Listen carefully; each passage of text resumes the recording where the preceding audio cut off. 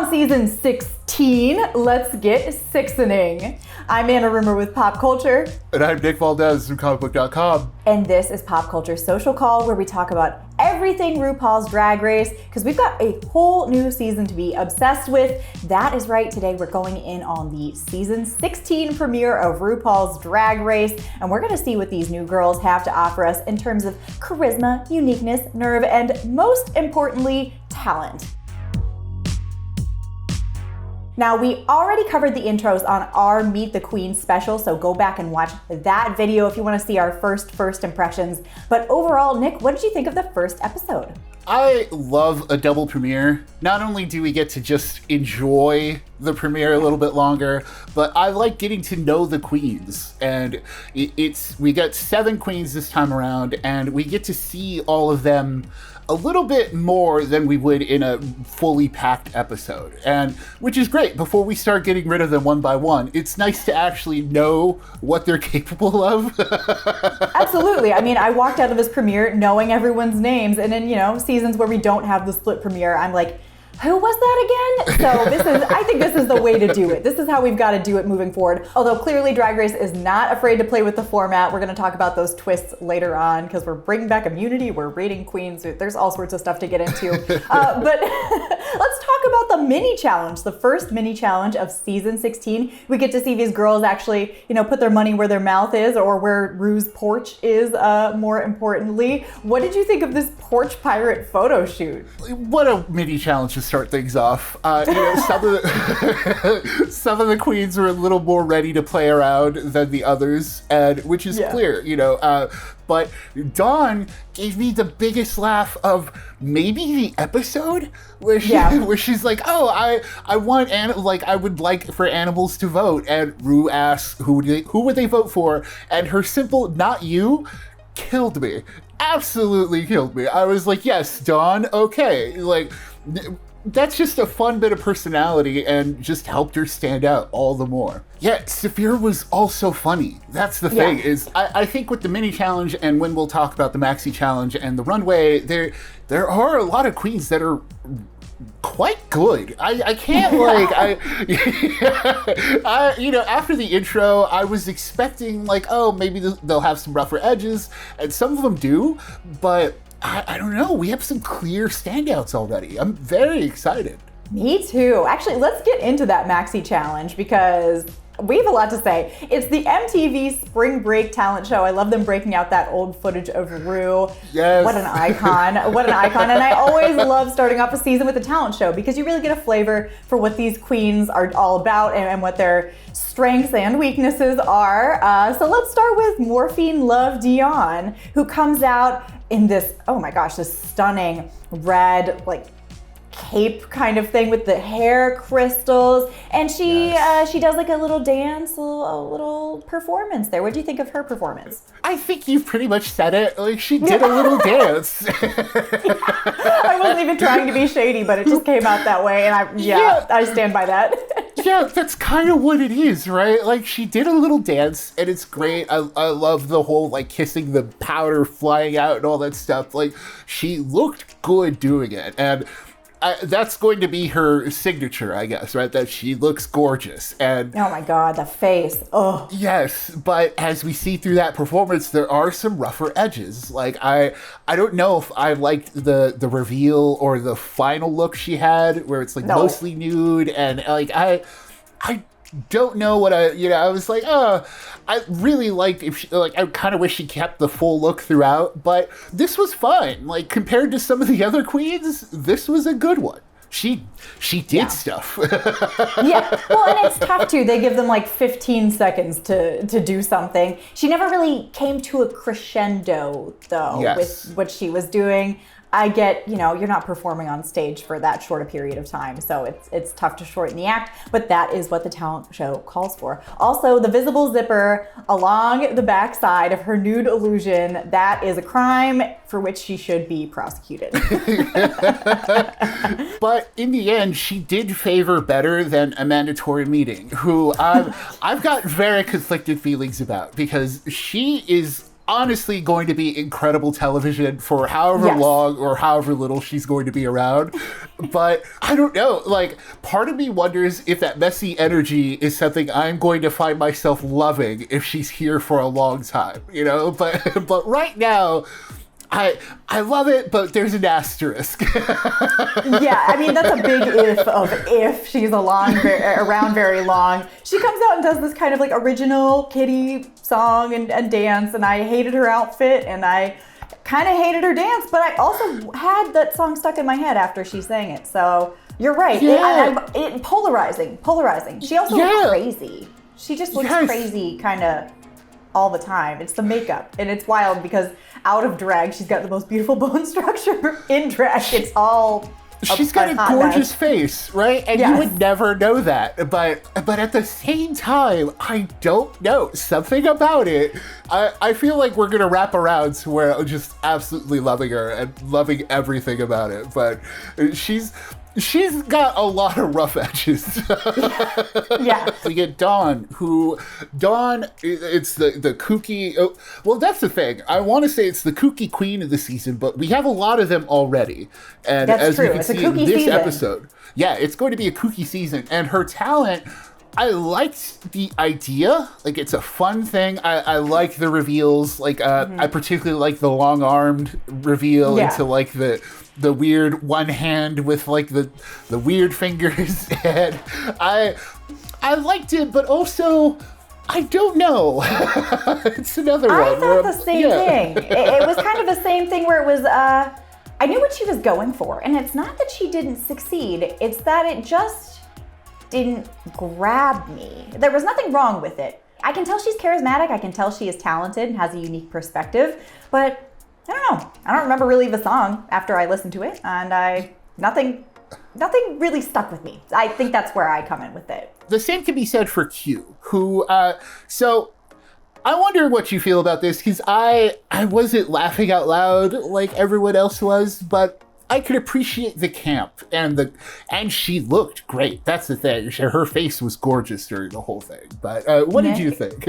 I cannot believe that this did not have you hearing. I was cracking up. I mean, maybe it's that kind of like dumb, campy humor that really just hits me. So maybe it's me that is thinking it's too funny, but I thought it was hilarious. Q really surprised me in this episode just with how much I liked her. I liked her intro, but it didn't really stick with me as much. But she's definitely at the top of my list after this performance and her runway, which we'll talk about in a little bit. She's got something to bring us this season. I'm excited to see what it is. Yeah, me too. And you know, it's the same for Mirage. So yes. Mirage's intro, I was getting real Sugar and Spice vibes, real Y2K kind of, like, this is the new gen kind of look we're gonna get, real 13 going on 30 kind of thing.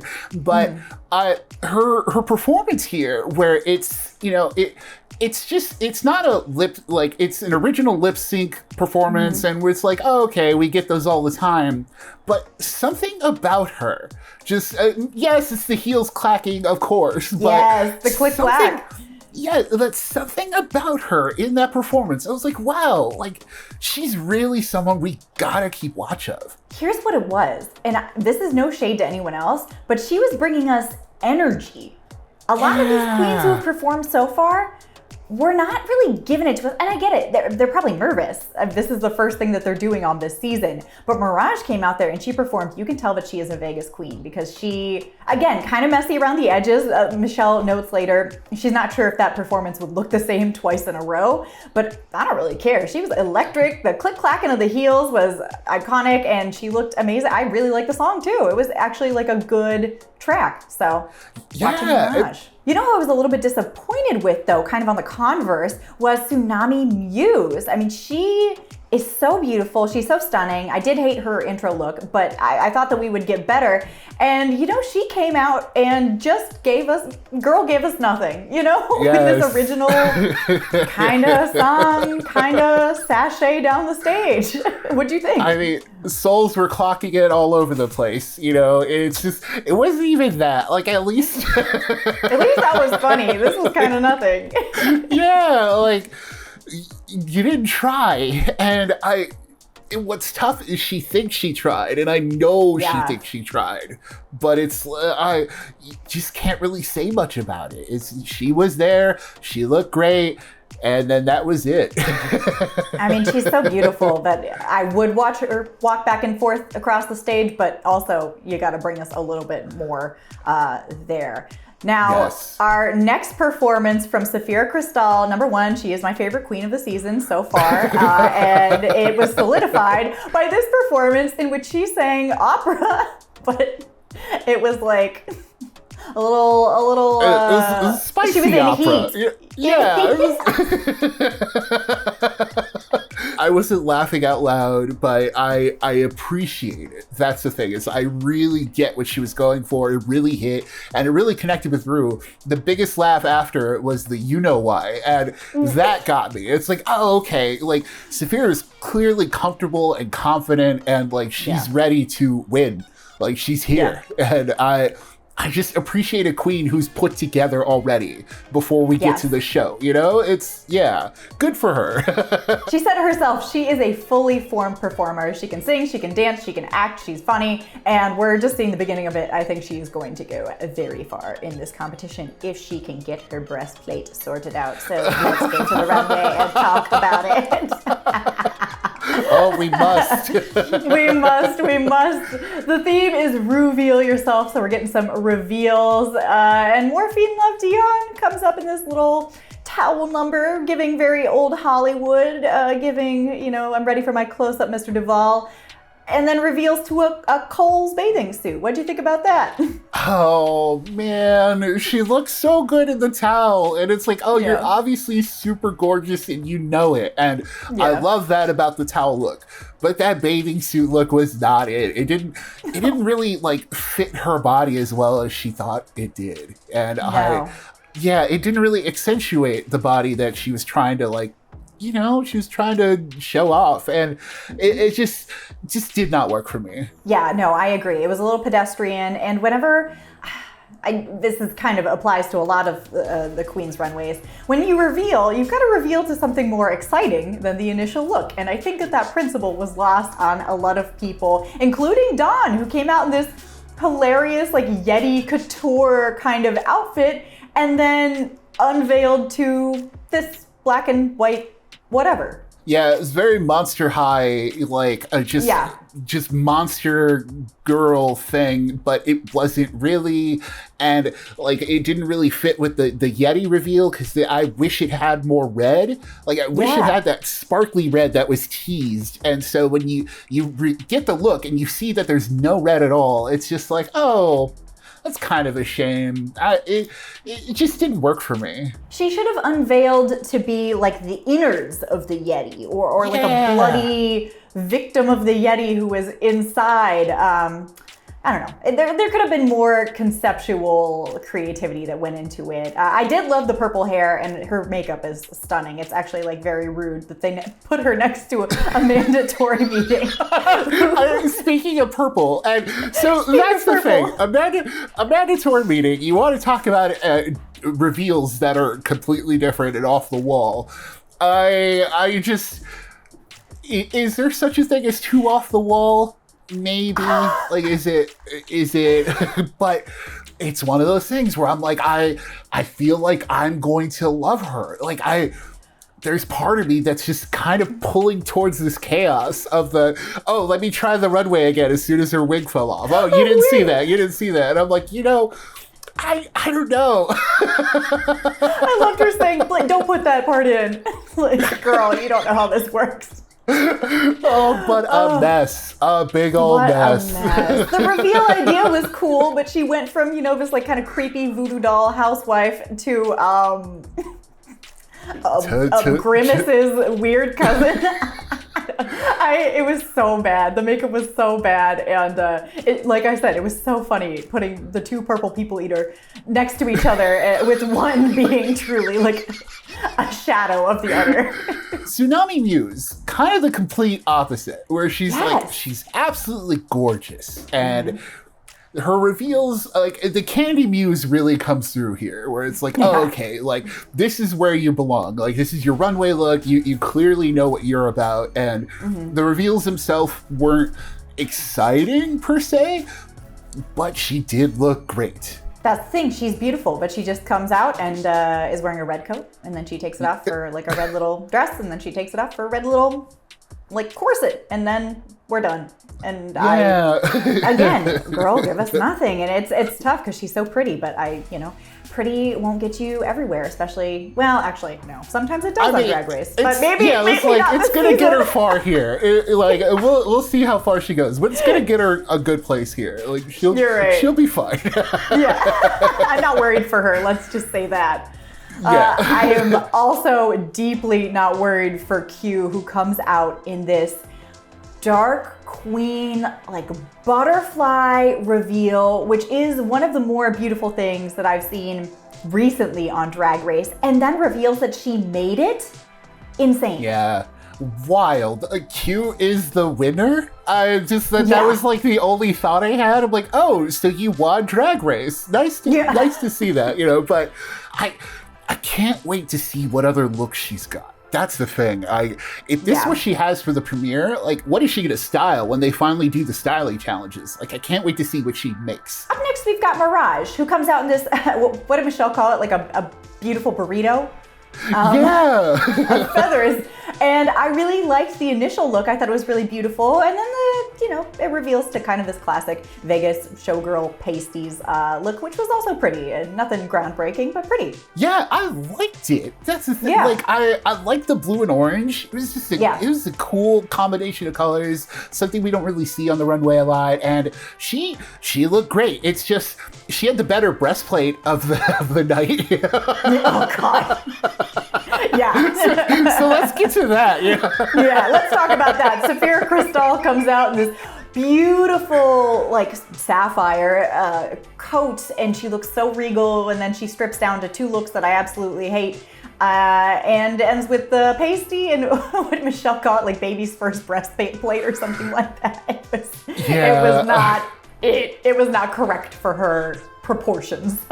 Yeah, I'm glad she kind of went into the chaos of it all and was just like, but we've had, after coming from All Stars, which was just all breastplates and all whack and fun and all like kind of stunts with the chest, like after we see that, like to go to this, it's like, oh, okay, it's a little underwhelming, but Sapphira's having fun with it, and by the end of it, it's sort of like, okay, the chaos is here. And so they vote Q and Sapphira as the top two, and so we get to the final lip sync for immunity, which is awesome. Haven't seen it since Alyssa Edwards. Never. And Beyonce's Break My Soul, wow, what a way to start the season. And what a way to start the season, right? We had a breastplate bouncing on the stage. I thought it was going to snap off her neck and come back and give her a black eye. I was scared for her, but what a way to show off your lip syncing skills. I felt like Q was kind of playing it closer to the vest, which is probably fine. She knows that she's probably not going to be in the bottom the first couple episodes. But Sapphira was really out there, and wow, I appreciate her bouncing on the ground. Yeah, she was really out there, and it's so funny because she starts so poised and so put together, like it's a real slow burn, right? And then, but all of a sudden, she's the season queen. Yeah, all of a sudden, there you go. And that's going to be one of those legendary images in RuPaul. I think we're going to talk about this seasons down the line. Just someone gif it. Yeah. Well, she wins, obviously. How can you not give the win to someone who's doing that? And she's got immunity for a future elimination. We don't really know what that means. And Nick, you clocked it. Ru was talking like a lawyer we've got another twist coming up. I'm sure immunity is not working how we think it's going to be working. Yeah, the way she keeps saying, save you from a future elimination is so weird. And the fact that she keeps saying it that way, it's like, oh, we got to keep an eye on it. We really do. Well, I'm excited to see how it plays out the rest of the season, and I'm excited for next week. We're going to get to meet the other half of the cast, the other 7 queens, and you know that we are going to be following along with the season with you. So like and subscribe below. Leave us a comment. What do you think? Who do you think was the winner of this episode? And then head over to popculture.com for the latest in entertainment news. Until next time, I'm Anna Rumor. And I'm Nick Valdez. And this is Social Call.